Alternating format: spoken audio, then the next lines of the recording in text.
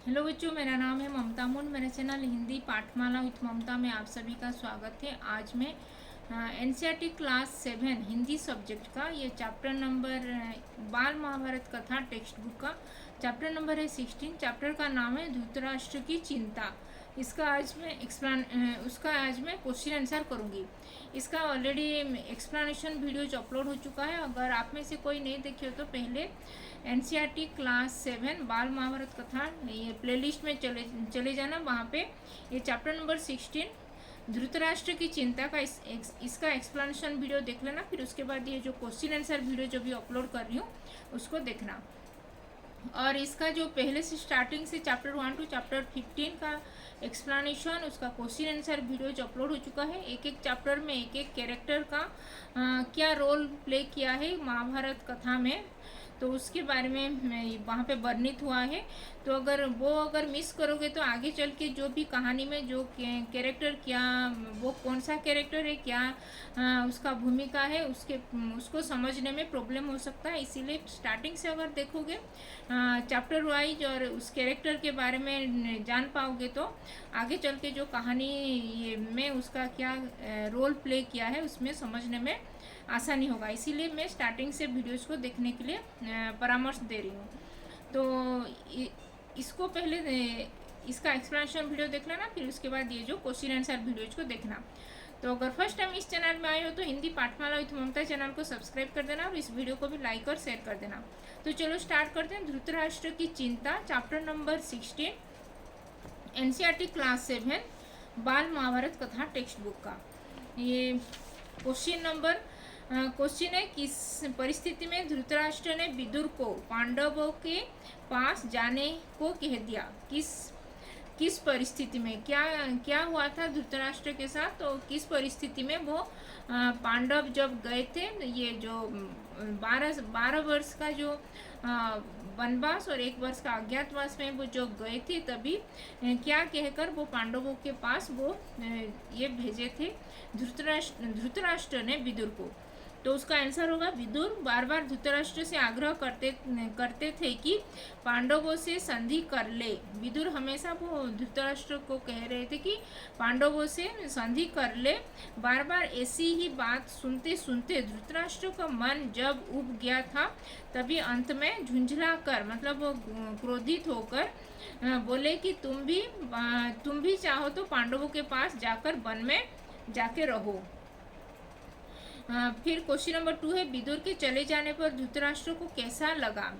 जब विदुर धृतराष्ट्र के कहने पर धृतराष्ट्र ने झुंझलाकर उनको वन चले जाने के लिए बोला, तभी विदुर चले गए वन को। तो चले जाने के पर धृतराष्ट्र को ऐसा लगा कि मैंने विदुर को भगाकर अच्छा नहीं किया, ऐसा लगा उनको। उन्होंने विदुर को बुलाने के लिए किसे भेजा, उन्होंने विदुर को बुलाने के लिए संजय को भेजा था।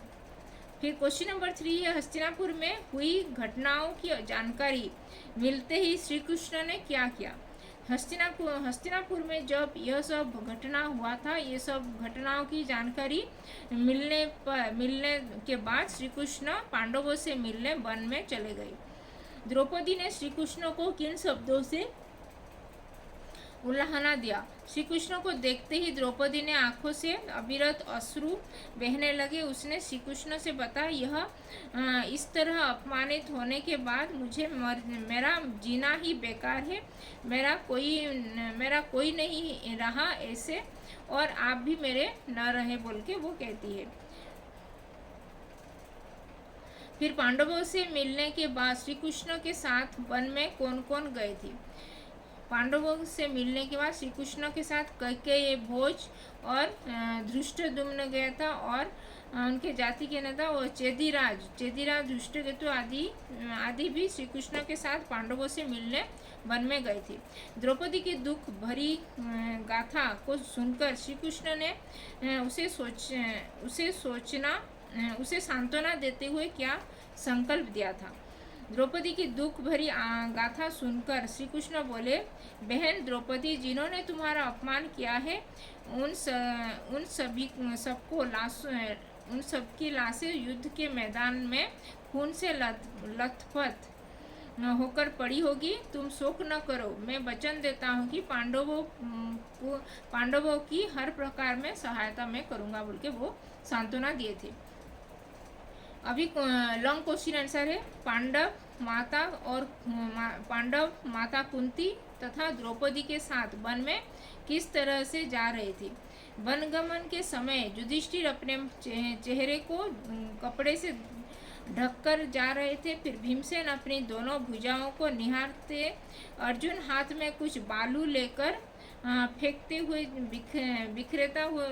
बिखरते हुए जा रहे थे। फिर नकुल और सहदेव सारे शरीर में धूल रमाए हुए तथा द्रौपदी अपने बिखरे हुए बालों से अपना मुंह को ढककर आंसू बहाती हुई वन में युधिष्ठिर के पीछे पीछे जा रही थी।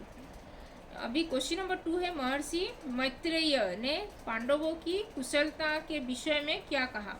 धृतराष्ट्र ने जब महर्षि मैत्रेय ऋषि हस्तिनापुर पहुँचे, तभी महर्षि मैत्रेय से पांडवों का कुशल पूछा तो उन्होंने बताया कि राजन, काम्यक वन में संयोगवशतः में युधिष्ठिर से मेरा भेंट हुआ था और वन के सारे ऋषि मुनि उनसे मिलने आश्रम गए थे।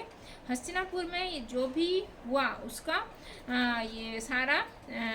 सारा हाल उन्होंने मुझे बताया। हम आपके और पितामह भीष्म के रहते हुए ऐसा घोर अपराध नहीं होना चाहिए था, ऐसा जघन्य कांड नहीं होना चाहिए था बोल के वो ऋषि मैत्रेय ने, महर्षि मैत्रेय ऋषि ने धृतराष्ट्र से कहा था।